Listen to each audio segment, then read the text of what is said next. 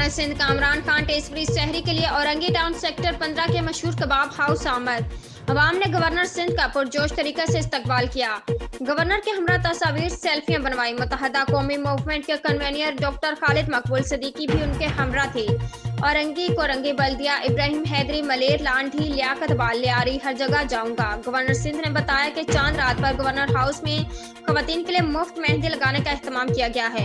ईद उल फितर के बाद 50,000 नौजवानों को मुफ्त IT कोर्सेज करवाए जाएंगे। IT कोर्सेज में नौजवानों के इंतखाब के लिए जल्द गवर्नर हाउस में टेस्ट मुनक्किद होगा।